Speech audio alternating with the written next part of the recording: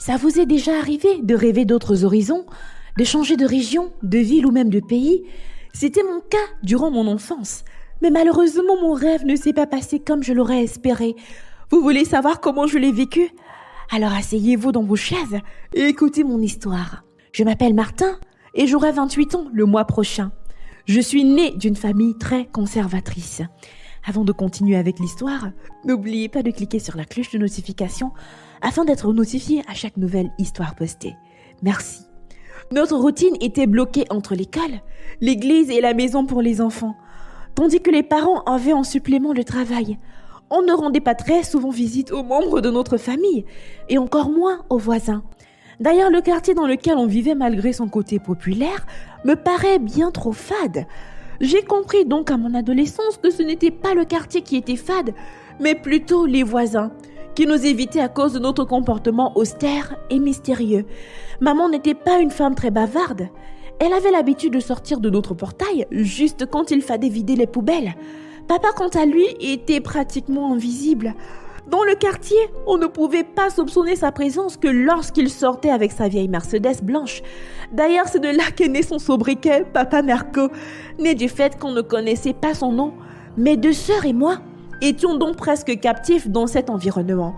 Mais le point positif est que ce renfermement a soudé nos liens qui nous unissaient. Cela me rappelle d'ailleurs un souvenir qui aujourd'hui me fait sourire à chaque fois.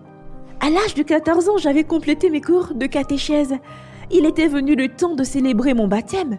Nous avons donc fait confectionner nos faire-part que nous avons distribués dans tout le quartier. Le jour J arrivé, tout était fin prêt à la maison pour accueillir les invités.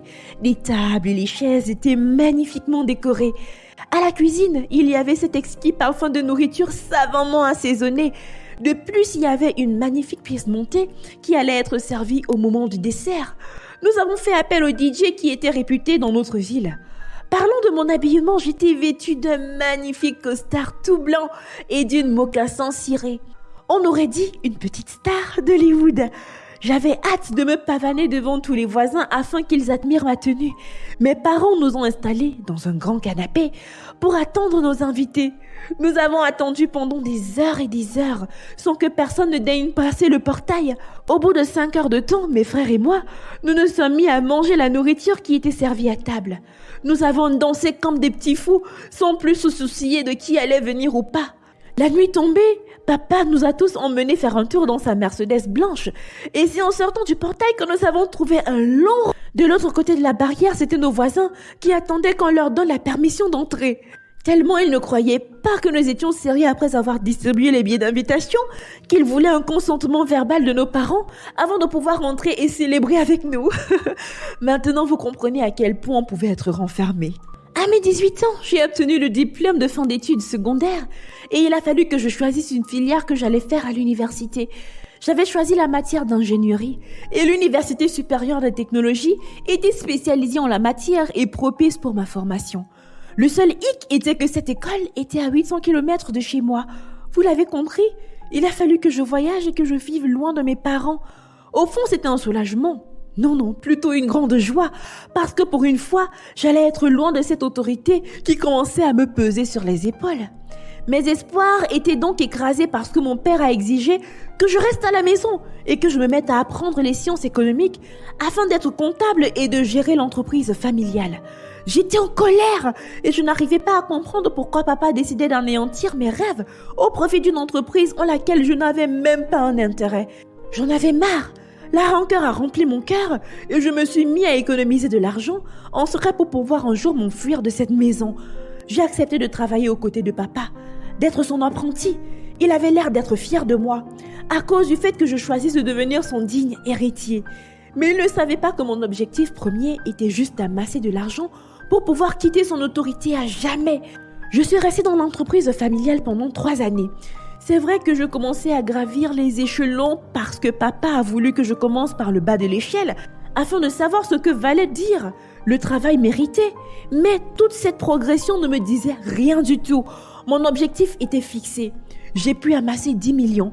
Mon plan avec cet argent était d'aller à l'ambassade et de demander l'immigration pour les États-Unis. C'était mon pays de rêve. Le style de vie, la qualité des infrastructures et aussi le rêve américain. Je comptais bien avoir aussi ma part du gâteau. Alors j'ai entamé la procédure et au bout de 3 mois, durant mon entrevue à l'ambassade américaine, le visa m'a été refusé. J'étais extrêmement déçue, mais il fallait vite agir et trouver un plan B afin que je ne dépense pas les sous que j'avais dans des inutilités. J'ai donc entamé la procédure d'entrée sur le territoire français. Il a fallu que j'attende 3 mois pour avoir une réponse de l'ambassade. Le moment venu, le verdict est tombé. Il était négatif. Le visa m'avait aussi été refusé pour des raisons que je n'arrivais pas à comprendre. Pourtant, mon dossier était complet. J'avais pris le soin de mettre les petits plats dans les grands, jusqu'au moindre détail pour mettre les chances de mon côté. Pendant ce temps, mon père mettait énormément la pression sur moi. Il voulait que j'obtienne le poste de vice-président. Et pour ça, il me faisait travailler des heures supplémentaires. Je n'avais plus de temps pour moi. Et tout ça contribuait à mon anxiété. Sous le poids de la pression, j'ai craqué et j'ai décidé de suivre les moyens peu catholiques pour pouvoir fuir le pays. Je me suis renseignée auprès d'anciens camarades de classe au lycée et ils m'ont donné le numéro de téléphone d'un passeur clandestin. Le créneau semblait être simple. J'étais censée passer clandestinement de mon pays pour l'Espagne. Au départ, j'étais un peu sceptique par rapport à la procédure qu'on allait emprunter, mais tellement mon envie de m'en aller et de fuir grandissait dû à la pression de mon père qu'un jour, par impulsion, j'ai finalement décidé de me lancer. Le passeur a demandé que je lui donne 9 millions et je n'ai pas hésité à les lui donner. De toutes les manières, j'avais vers l'Eldorado. J'allais bientôt retrouver un nouveau boulot. Enfin, c'est ce que je croyais. Alors le périple a commencé par bus. Un matin à 4 heures, j'ai été embarquée par bus avec plusieurs autres passagers qui semble-t-il avaient la même destination que la mienne. Le premier arrêt allait se faire au Niger. De Bangui à Zinder, le voyage a duré 3 jours pendant lesquels on a roulé jour et nuit. Le passeur, heureusement, nous avait recommandé d'apporter à manger et à boire dans nos effets. Et je le remercie pour ça car je serais mort de famine si je n'avais rien dans mon sac. Pendant le trajet, nous avons sympathisé les uns avec les autres. C'était tout à fait normal puisque nous allions faire ce long chemin ensemble. Une fois arrivés à Zinder, nous avons eu comme recommandation de faire des réserves d'eau et surtout d'acheter des vêtements protecteurs. Alors je suis passée au marché avec des filles du groupe, avec qui nous avons acheté des blousons chacun et des pantalons, jeans puisqu'ils étaient les plus solides, des chapeaux pour protéger nos têtes contre le soleil et des chaussettes, puis des baskets solides vu que le passeur nous a dit que nous allions marcher pendant très longtemps.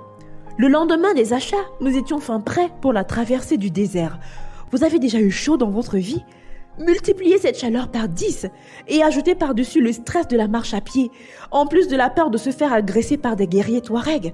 En dessus, saupoudrez la crainte causée par les vautours qui nous encerclent depuis le ciel en attendant que l'un d'entre nous tombe, sans oublier la soif qui vous noue la gorge. Nous avons passé 3 semaines interminables dans le désert. Au passage, une des filles qui nous accompagnait dans cette aventure a perdu la vie. Je commençais à me demander ce qui m'avait bien poussé à prendre une aussi mauvaise décision, mais je n'étais pas au bout de mes peines. 2 semaines après que nous ayons entamé la route du désert, nous étions presque arrivés en Libye. Quand un soir à 1h du matin, notre passeur vint nous réveiller. La panique dans les yeux, il nous a demandé de rapidement cacher tout ce que nous avions d'objets de valeur, parce que nous allions être fouillés par des Touaregs. 2 minutes plus tard, nous nous sommes fait encercler par des hommes armés. D'abord, ils nous ont séparés en 2 groupes. Les femmes à droite et les hommes à gauche. Les hommes ont été fouillés minutieusement. Nous nous ont demandé de nous déshabiller totalement.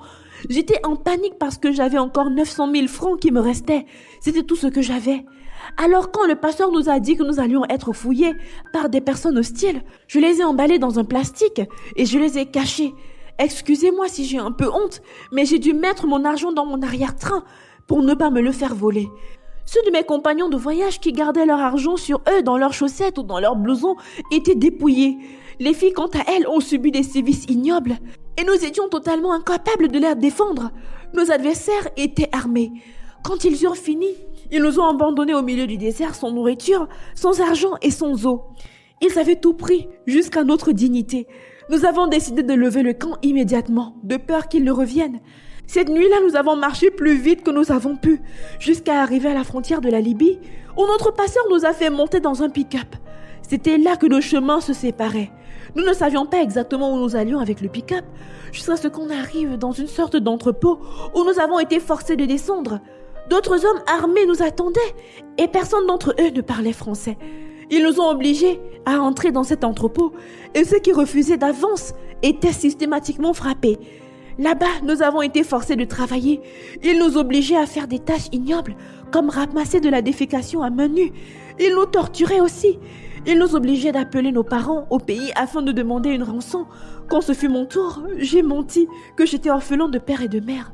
J'avais trop honte que ma famille ne sache que c'est ce chemin que j'avais choisi pour moi, alors que mon destin était trop tracé.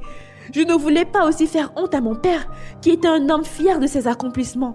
J'ai choisi de mourir en silence et ne pas avoir à faire face, à porter le poids des mauvaises décisions à ma famille. Alors ils m'ont obligée à travailler dans des chantiers de construction pour pouvoir payer ma rançon. J'ai passé des journées sans manger ni boire. Bien évidemment, ils se foutaient du moment où je leur apportais de l'argent. Les filles ont été données à des proxénètes qui vendaient leur corps pour faire du profit. Certaines de mes amies qui voyageaient ont été opérées de force pour récupérer leurs reins qui étaient vendus au marché noir. C'était les pires mois de ma vie.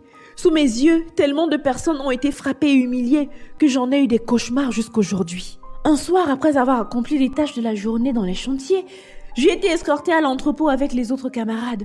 Cependant, le jeûne du Ramadan, nos geôliers n'ont pas été très attentifs. Ils ont oublié de barricader la porte. Ils sont allés pour rompre leur jeûne. C'est comme ça que je me suis enfuie avec 3 autres camarades qui étaient courageux. Nous sommes allés nous réfugier à l'ambassade centrafricaine en Libye.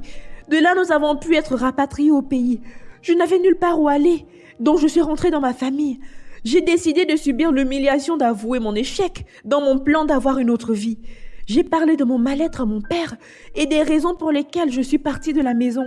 Nous avons longuement discuté de nos problèmes et j'étais mise sous thérapie. Je souffrais de stress post-traumatique après les horreurs que j'ai vécues. Mon père m'a laissé le temps de me remettre de mes mots. Oh, comme j'ai été impressionnée par sa compréhension. C'était totalement l'opposé de l'image de l'homme sévère que j'avais connu. 1 an et demi plus tard, il m'a proposé de travailler à nouveau avec lui, chose que j'ai bien sûr acceptée. J'ai réalisé la chance que j'avais d'avoir l'opportunité de vivre confortablement dans mon pays. J'ai aussi pensé à ceux qui n'avaient pas autant de chance que moi et j'ai lancé un programme de formation de jeunes. Ce programme était dans le but de créer des compétences aux jeunes apprenants afin qu'ils soient prêts pour l'auto-emploi. C'est 1000 fois mieux de manger et de gagner son pain quotidien en sécurité que de mettre sa vie en péril hors de chez soi.